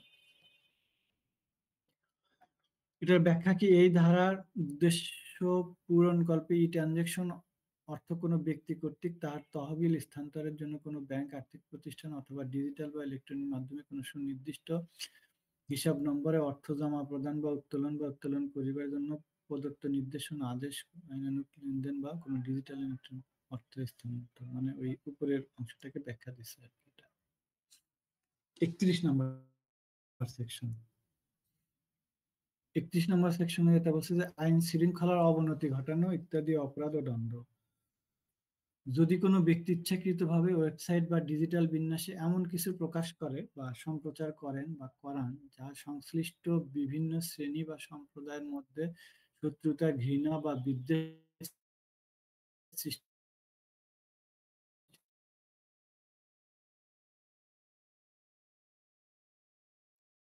করে বা সাম্প্রদায়িক সম্প্রীতি বিনষ্ট করে বা অস্থিরতা বা বিশৃঙ্খলা সৃষ্টি করে, এরকম অপরাধ যদি করে তাহলে কি হবে, যে যদি কোনো ব্যক্তি উপধারা 1-এর অধীনে কোনো অপরাধ সংগঠন করে তাহলে তিনি অনধিক 5 বছর এবং অনধিক 25 লক্ষ টাকা অর্থদণ্ডে বা উভয় দণ্ডে দণ্ডিত হবেন। এটা হলো শাস্তি, 5 বছর, 25 লক্ষ টাকা অথবা উভয় দণ্ডে দণ্ডিত। 32 নম্বর সরকারি গোপনীয়তা ভঙ্গের অপরাধ ও দণ্ড। যদি কোনো ব্যক্তি অফিসিয়াল সিক্রেট অ্যাক্ট এর আওতাভুক্ত কোনো অপরাধ computer, digital device, computer network, digital network বা অন্য কোনো ডিজিটাল বা ইলেকট্রনিক মাধ্যমে সংগঠন করেন বা করিতে সহায়তা করেন তাহলে তিনি অনধিক 7 বছর দণ্ডে বা অনধিক 25 লক্ষ টাকা অর্থদণ্ডে বা উভয় দণ্ডে দণ্ডিত হইবেন। 33 নম্বরটা হলো হ্যাকিং সংক্রান্ত অপরাধ। যদি কোনো ব্যক্তি হ্যাকিং করেন তাহা হইলে উহা হইবে একটি অপরাধ, তার জন্য অনধিক 14 বছরের কারাদণ্ড এবং অনধিক 1 কোটি টাকা বা উভয় দণ্ডে দণ্ডিত হবেন। হ্যাকিং করলে 14 বছর, 1 কোটি টাকা অথবা দুইটা। এরপরে ব্যাখ্যা দিচ্ছে। ব্যাখ্যাটা হলো যে কম্পিউটার তথ্য ভান্ডারে কোনো তথ্য বিন্যাস বাতিল, পরিবর্তন বা উহার মূল্য বা উপযোগিতা হ্রাসকরণ বা অন্য কোনো ক্ষতি সাধন, নিজ মালিকানা বা দখলবিহীন কোনো কম্পিউটার, সার্ভার, কম্পিউটার নেটওয়ার্ক বা অন্য কোনো ইলেকট্রনিক সিস্টেমে অবৈধ প্রবেশ, ব্যবহার, ক্ষতি সাধন। এটা হলো হ্যাকিং এর ডেফিনিশন আছে এই দুইটা। 42 নম্বর পরোয়ানা ব্যতিরেকে তল্লাশি, জব্দ, গ্রেপ্তার। যদি কোনো পুলিশ অফিসারের এইরূপ বিশ্বাস করিবার কারণ থাকে যে কোনো স্থানে এই আইনের অধীনে কোনো অপরাধ সংঘটিত হইয়াছে বা হইতেছে বা হইবার সম্ভাবনা রহিয়াছে, বা সাক্ষ্য প্রমাণাদি হারানো, নষ্ট হওয়া, মুছিয়া ফেলা, পরিবর্তন বা অন্য কোনো উপায়ে দুষ্প্রাপ্য হইবার বা করিবার সম্ভাবনা রহিয়াছে, তাহা হইলে তিনি অনুরূপ বিশ্বাসের কারণে লিপিবদ্ধ করিয়া নিম্ন বর্ণিত কার্য সম্পাদন করিতে পারবেন। কি করতে পারবেন, সেটা হলো উক্ত স্থানে প্রবেশ করিয়া তল্লাশি এবং প্রবেশে বাধাপ্রাপ্ত হইলে ফৌজদারি কার্যবিধি অনুযায়ী প্রয়োজনীয় ব্যবস্থা গ্রহণ। উক্ত স্থানে তল্লাশিকালে প্রাপ্ত অপরাধ সংগঠনে ব্যবহার্য computer, computer system, computer network, তথ্য উপাত্ত বা অন্যান্য সরঞ্জামাদি ও অপরাধ প্রমাণে সহায়ক কোনো দলিল জব্দ করেন, এগুলা করতে পারে। উক্ত স্থানে উপস্থিত যে কোনো ব্যক্তির দেহ তল্লাশি। উক্ত স্থানে উপস্থিত কোনো ব্যক্তি এই আইনের অধীনে কোনো অপরাধ করিয়াছেন বা করিতেছেন বা সন্দেহ পেলে উক্ত ব্যক্তিকে গ্রেপ্তার, এগুলো করতে পারবেন। আচ্ছা, এখন যদি এগুলো করে তাহলে কি হবে, এর অধীনে তল্লাশি করিবার পর পুলিশ অফিসার তল্লাশি পরিচালনা রিপোর্ট ট্রাইব্যুনাল নিকট জমা দাখিল করিবেন। এই ছিল কয়েকটা আইনের ডিটেল আর কি। এরপরে আমরা যে বিটিআরসির উপরে একটু দেখি। সেটা হলো যে what is BTRC, Bangladesh telecommunication regulatory commission হলো BTRC. is a regulatory authority responsible for overseeing telecommunication, broadcasting and related service in Bangladesh. Telecommunication কাজ হলো এটা established হয় 2001 সালে আন্ডার বাংলাদেশ টেলিকমিউনিকেশন অ্যাক্ট 2001। এটার অবজেক্টিভস হলো to ensure access to affordable এবং quality telecommunication service, promote fair competition and protection consumer right. Objective কি regulation and supervision. Regulate and supervise telecommunication service in Bangladesh. Licensing issues licensed telecommunication operator like the Grameenphone, Robi, and service provider. Spectrum management, manage and allocate radio frequency spectrum to ensure efficient use. এদেরকে radio frequency দেয়। Consumer protection, protect consumer right and ensure quality of service, service quality ensure করা হয় এদের কাজ। কি BTRC guideline, এদের guideline কি licensing guideline, requirement and procedure for obtaining licensing for telecom operation, ISPs and broadcasting services. তারপর আর কি spectrum management guideline, rules for the allocation, management and use of the radio frequency spectrum. Interconnection guideline, key standard for interconnection between different telecommunication network to ensure seamless communication. কোন এক সময় ছিল যে গ্রামীণ phone থেকে গ্রামীণ ফোনে ফোন করা যাবে, এবং গ্রামীণ ফোন থেকে রবি বা টেলিটকে ফোন করার যে কমিউনিকেশন, এটা ইন্টারকানেকশন বলতেছে আর কি। Quality of service guideline, minimum quality standard for telecom operator must adhere to, including call quality, internet speed and service ability. এগুলো মনিটরিং করা। কনজিউমার প্রোটেকশন গাইডলাইন, কিভাবে কনজিউমার প্রোটেক্ট করবে, consumer right protection guideline to protect consumer from unfair practice, ensure transparency. অ্যাটেন্ডেন্সটা দিয়ে চলে যাবে, attendance পাচ্ছি না দিতে। না লিংক দিছে তো, এই যে চাপ দাও, হচ্ছে না তো। যদি লিংকটা এনশিওর করেন, ওই যে অ্যাটেন্ডেন্সের লিংকটা ensure. In billing and safeguard, okay. grievance redressal mechanism, procedure for consumer to lodge complaint and seek redressal for use related telecom services, data protection and privacy, rules on how telecom operator must handle and protect consumer data. Compliance requirement for operation, mandatory reporting, telecom operation must regularly report to BTRC on various operation metrics including service quality and financial performance. এটা হলো এই telecom অপারেটরদের কাজ হলো যে তাদেরকে এরা monitor করবে এবং ইনশিওর করবে এবং তারা ঠিকমতো কাজ করতেছে কিনা সেটা দেখবে। এবং compliance audit, BTRC conduct audit to ensure operators adhere, অর্থাৎ অপারেটররা ঠিকমতো কাজ করতেছে কিনা এবং তাদের যে রেগুলেশন সেটা মেনে চলতেছে কিনা সেটা হলো এই বিটিআরসি অডিট করবে। এবং তাদের অডিট করার পরে তাদের যে স্ট্যান্ডার্ড আছে সেটাকে মেনে চলবে, এটাকে এনশিওর করবে তাদের রেগুলেটরি রিকোয়ারমেন্ট এন্ড স্ট্যান্ডার্ড। যদি না করে তাহলে সেই ক্ষেত্রে কি হবে, পেনাল্টি ফর নন কমপ্লায়েন্স, এর জন্য পেনাল্টি হবে, fines, suspension or revocation of licence for failing to meet BTRC guideline. অর্থাৎ বিটিআরসির গাইডলাইন যদি তারা না মেনে চলে তাহলে অপারেটরদেরকে তারা ফাইন করতে পারে, সাসপেন্ড করতে পারে এবং লাইসেন্স রিভোক করে নিতে পারে। Spectrum management and licensing, spectrum allocation, process of auctioning and allocating spectrum to telecom operator. License category, different category of licenses, mobile, ISP, broadcast, etc. and their specific requirements.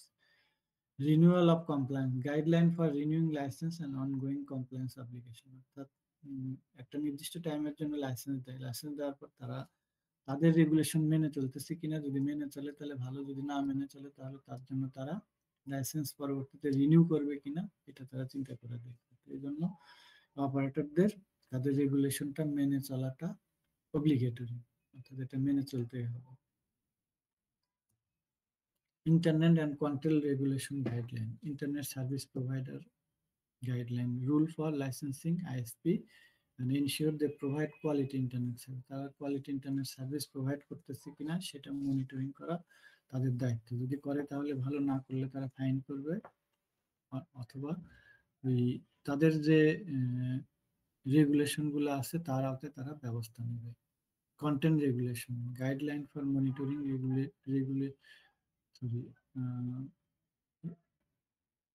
regulating digital content, including restriction on illegal and harmful content, এগুলো আছে কিনা সেগুলো তারা monitor করবে। অর্থাৎ তাদের এই গাইডলাইনে এই হার্মফুল কন্টেন্ট এবং ইলিগাল কন্টেন্ট আছে কিনা সেটা মনিটরিং করারও রেগুলেশন আছে। এটা যদি করে তাহলে তাদের বিরুদ্ধে সেইভাবে ব্যবস্থা নিতে পারবে।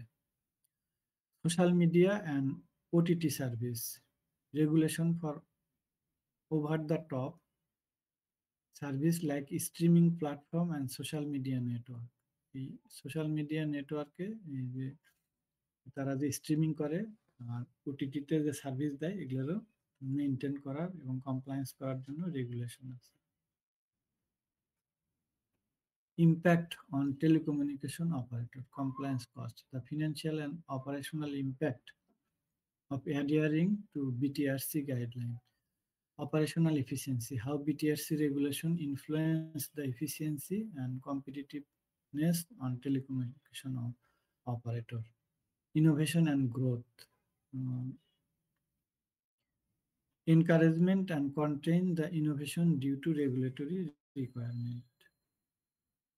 Challenges গুলো কি কি? Regulatory challenges, issue related to the enforcement of guideline and the dynamic nature of the telecom sector, অর্থাৎ টেলিকম সেক্টরের ডাইনামিজম ইনশিওর করার জন্য তারা যে গাইডলাইন গুলো দিচ্ছে সেটাকে এনফোর্স করাই তাদের দায়িত্ব। যদি এখন ঠিক মতো এনফোর্স করতে না পারে তাহলে রেগুলেশন গুলো ঠিক মতো অ্যাক্টিভ হবে না, আর অ্যাক্টিভ না হলে আমাদের এই সেক্টরটা ঠিক মতো কাজ করবে না, আর এই সেক্টর ঠিক মতো কাজ না করলে আমাদের এই অনলাইন বিজনেসের ক্ষেত্রে ইম্প্যাক্ট পড়বে, হ্যাম্পার হবে। তো এই জন্য এই জিনিসগুলো জরুরি। Consumer protection concern, areas where consumer protection could be strengthened such as privacy and data security. Data security in fact আমাদের এই টেলিকমিউনিকেশন অপারেটরের মাধ্যমে আমরা তো মোবাইল ফোন ইউজ করি, তাদের ডাটা ইউজ করি, তাদের ডাটা ইউজ করে আমরা ওয়েবসাইট বা আমরা ফিজিক্যালি ফেসবুক বা এই ধরনের জিনিসগুলোকে ব্যবহার করি। এদের আসলে কন্ট্রোল এবং এদের উপরে প্রোটেকশন এবং এদের কমপ্লায়েন্সটা খুব জরুরি। করলে যেটা হবে আমাদের বিজনেস এবং ইন্ডিভিজুয়াল প্রোটেক্টেড হবে এবং বিজনেস অনলাইন বিজনেসগুলো স্মুথ এবং ইফেক্টিভ হবে। Impact on competition, discussion on whether BTRC regulation adequately foster fair competition to the telecommunication industry, অর্থাৎ টেলিকমিউনিকেশন ইন্ডাস্ট্রির একটা অপারেটরের সাথে আরেকটা অপারেটরের যেসব কম্পিটিটিভনেস আছে সেটা ফেয়ারলি তারা কম্পিটিশন করতেছে কিনা সেটাকে এনশিওর করা হলো আমাদের বিটিআরসির কাজ। অর্থাৎ তাদের রুলস রেগুলেশনের মধ্যে বা আওতায় এইসব জিনিস নিয়ে এসে এগুলোকে রেগুলেশন এবং কন্ট্রোল করা। Future direction, upcoming challenges, possible update to change the BTRC guideline in response to the technological advancement, অর্থাৎ আমাদের এটা তো অনেক আগে হয়েছে, 2001 সালে, প্রায় 24 বছর হয়ে গেছে। তো এগুলোকে আসলে আপডেট করা দরকার এবং এই টেকনোলজিক্যাল যে অ্যাডভান্সমেন্টটা হয়ে গেছে সেটার সাথে রিলেশন করা, এটা আপডেট করা দরকার। Focus on 5G and BON, BTRC's role in regulating the rollout of 5G network and future telecommunication. আমরা 3G 2G কোথাও 2G 1G অথবা আরো লয়ার ফার্মে আমাদের ইয়াগুলো চলে, কোথায় অর্থাৎ হয়তো ঢাকা শহর বা ভালো ভালো কোনো জায়গাগুলোতে 4G পর্যন্ত আছে, বাট এখন আমাদেরকে 5G যাওয়াটাকে ইনশিওর করতে হবে। করলে যেটা হবে যে আমাদের ডাটা ফ্লোটা অনেক ভালো হবে, স্মুথ হবে এবং সেক্ষেত্রে আমাদের বিজনেসে অনেক সুবিধা হবে। Enhanced consumer protection, potential enhancement to consumer protection measures, particularly on data privacy and security. Introduction to data protection. What is data protection? The process of safeguarding personal data from unauthorized access, use, disclosure, modification, and distinction. তাহলে data প্রোটেকশনের ইয়েগুলো কি, যে unauthorised access, unauthorised use, এটা disclose করা, disruption করা, modification করা, অর্থাৎ ডিসরাকশন করা, এগুলো হলো আমাদের যাতে না হয় সেগুলো প্রোটেক্ট করা হলো data protection. Why it matter, importance of protection personal information is an increasingly digital world. Global trend কি, growing global emphasis on data protection due to the rise of data breach and privacy concern. Data protection law in Bangladesh. Background: the need for dedication data protection law in Bangladesh to address privacy and data security challenges. Purpose to establish legal framework for the collection, processing, storing, and protection personal data. And current status: the proposed law is in the drafting stage with ongoing consultation and revision. In fact, আমরা GDPR আর CCPA এগুলোই মেনে চলি, আমাদেরটা এখন under মানে drafting, এটা হলে আমরা পেয়ে যাব। কি প্রভিশন কি, data collection and consent, requirement for obtaining explicit consent from individual before collecting their personal data. Right to data subjects: individual right to access, correct, and delete their personal information. Data breach notification: mandatory reporting for data breach to relevant authorities and affected individuals within a specific time frame. Data localization: potential requirement for sorting certain type of data within the country. Compliance and enforcement: data protection authority establishment of a dedicated regulatory body to oversee the compliance of law. The penalties for non-compliance: the penalty have a fine, sanction, and other penalties for organization that fail to comply with the data protection requirement. Impose করলে তারা data protection এর জন্য এটা সুবিধা হবে। Compliance obligation for business: mandatory data protection impact assessment, audit, and regular reporting, তাহলে এটা ঠিকঠাক মতো কাজ করবে। ইন্টারন্যাশনাল স্ট্যান্ডার্ড আমরা আসলে কিছু আলোচনা করে আসছি, কি কি, যে general data protection regulation, GDPR প্রথমে একটু দেখা আসছে, যে overview of GDPR, the gold standard in global data protection implementing the ইউরোপীয় ইউনিয়ন। এটা ইউরোপীয় ইউনিয়নের জন্য কি প্রিন্সিপাল হলো lawful, fairness, transparency, purpose limitation, data minimisation, accuracy, storage limitation, integrity, and confidentiality. Other international standard, এটা হলো ইউরোপীয় ইউনিয়নের জন্য জিডিপিআরটা। আর California consumer privacy act, CCP, এটা হলো US state level law providing similar protection as GDPR. অর্থাৎ জিডিপিআরটাকে তারা নকল করছে, নকল করে সিসিপিএ বানাইছে, বাট কিছু মডিফিকেশন করছে, এক্স্যাক্টলি ওটা করেনি। বাট এরা প্রথমে করছে, এরা পরে এসে করছে। এরপরে কি, Asia Pacific economic cooperation privacy framework, এটা হলো এই দুটার মধ্যে একটা জিনিস যেটা এশিয়া প্যাসিফিক ইকোনমিক কোঅপারেশনের জন্য। Privacy framework, regional guideline for data protection in the Asia Pacific region, Asia Pacific রিজনের জন্য। আমাদের বাংলাদেশেও এটা একটা হচ্ছে। আমরা এই যে প্রথমে এই যে দিকে কোথায় বলছি, যাই হোক, বাংলাদেশে একটা হলো আন্ডার ইতে আছে, ড্রাফটিং এর পর্যায়ে আছে, ওটা হয়ে গেলে আমরা পাবো। এটা হলো best practice in data protection. Data protection করতে হলে আমাদের বেস্ট প্র্যাকটিস গুলো কি কি? Data minimisation, collect only the data that necessary for specific purpose.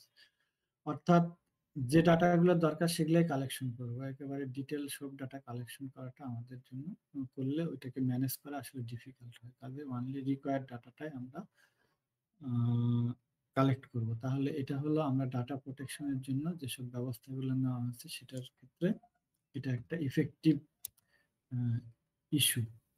আচ্ছা, Privacy by design and default. Integrating privacy protection into the design of protection and services from the outset. Data encryption and security measures. Using strong encryption and other security measures to protect data at rest and transit. অর্থাৎ data যখন রেস্টে থাকে বা ট্রানজিটে থাকে, both ক্ষেত্রে আমরা যদি encrypted করে পাঠাই তাহলে কি হবে, এই ডাটাটাকে হ্যাক হলেও এটা আসলে নিয়ে কোনো কাজে লাগাতে পারবে না, সেক্ষেত্রে কোনো ক্ষতি হবে না বা সমস্যা হবে না। Regular audit and assessment, conducted regular data protection impact assessment যদি করা হয় তাহলে identity and mitigate privacy risk, এটা খুবই জরুরি। আমি আগে একটু আলোচনা করছি যে অডিট করা, সার্টিফিকেশন করা এবং রেগুলেশন ঠিকঠাক মতো মেনে চলতেছে কিনা সেটাও দেখা। এগুলো করলে আমাদের ডাটা প্রোটেকশন ঠিক থাকবে। Alignment of the proposed law with international standard, comparison with GDPR, similar in data subject, consent requirement and breach notification, difference and local adoption, potential difference in data localization requirement and enforcement mechanism, opportunity for harmonization, the importance of alignment with international standard to facilitate cross-border data flow and international business। এটা যেটা বলা হচ্ছে যে আসলে যে আমাদের নিজেদের অর্থাৎ লোকাল যেসব রুলস আছে ডাটা প্রোটেকশনের ক্ষেত্রে, সেটার সঙ্গে আমাদের যে ইন্টারন্যাশনাল রুলগুলো আছে সেটার সঙ্গে কতটা আমরা অ্যালাইনমেন্ট, যদি এখানে হারমোনাইজ থাকে তাহলে আমাদের যদি ইন্টারন্যাশনাল বিজনেস করতে চাই তাহলে সেটা সুবিধা হবে। যেমন যদি আমরা জিডিপিআর এর সাথে আমাদের যদি এটা সিনক্রোনাইজ থাকে তাহলে আমরা ইউরোপিয়ান ইউনিয়নের সাথে ভালোভাবে ব্যবসা করতে পারবো। যদি সিসিপিএ হয় তাহলে ইউএস এর ক্ষেত্রে করবো। যদি আমাদের এশিয়া প্যাসিফিকের যে রুলগুলো হয় তাহলে আমরা এশিয়া প্যাসিফিক দিয়ে করতে পারবো। এই জন্য এই অ্যালাইনমেন্টটা এবং সিনক্রোনাইজেশনটা জরুরি ইন্টারন্যাশনাল বিজনেসের জন্য। Impact on business in Bangladesh, compliance requirement, how business will need to adjust their data collecting, processing and storage requirement. Challenges গুলো কি কি? Potential challenges in implementing the law and opportunities for business to build consumer trust through strong data protection and practices. Preparation steps businesses can take now to prepare for upcoming laws, such as reviewing data handling processes and updating privacy policies.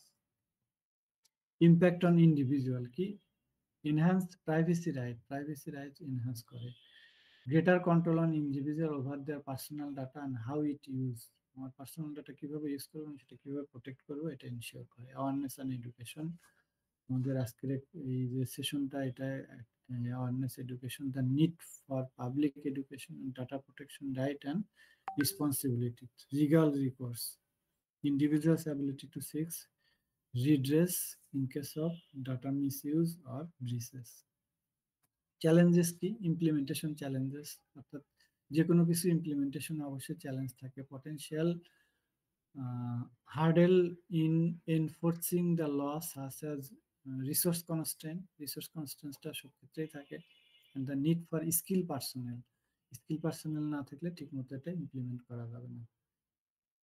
Revolving threat, the need for continuously update the law and address the emerging cybersecurity threat and technological development, অর্থাৎ technological যে advancement and development হচ্ছে সেটার সাথে match করে আমাদের এই রেগুলেশনগুলো update করা, এটা একটা বড় ধরনের challenge. Global collaboration, the importance of international cooperation in tackling cross-border data protection challenges, এটা একটা challenge, cross-border data protection challenge. Yeah.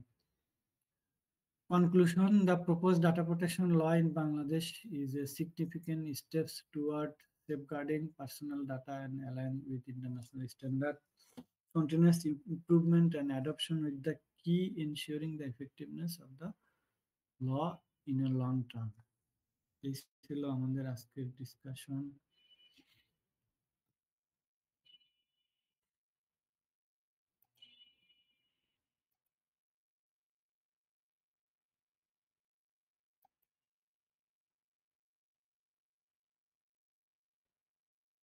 দেরি হয়ে গেছে, অনেকে চলে গেছে।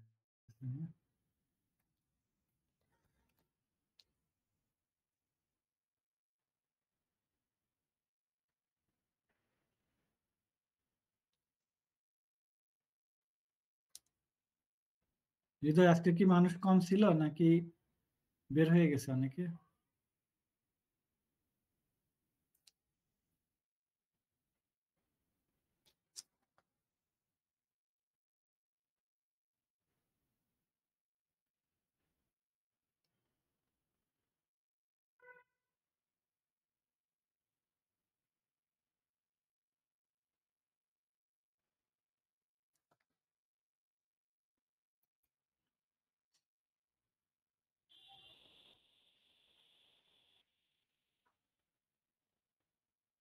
তারপরে আপনাদের কারো কিছু জানার আছে?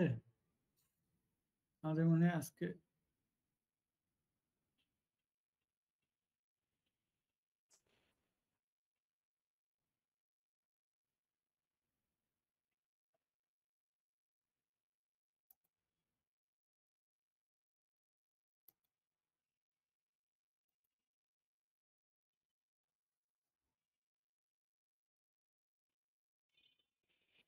তাহলে 9টা বেজে গেছে। হৃদয়, যদি কারো কোনো কোশ্চেন না থাকে তাহলে আমরা শেষ করে দেই নাকি?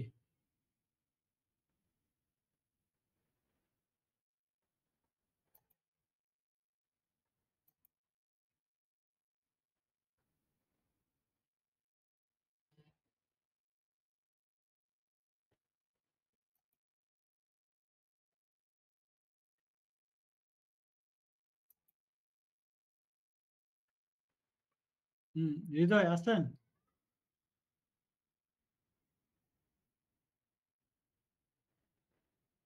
তো ঠিক আছে, আপনারা ভালো থাকবেন। জি স্যার, ভালো থাকেন স্যার। Thank you. আসসালামু আলাইকুম। আল্লাহ হাফেজ। স্যার ওয়ালাইকুম আসসালাম।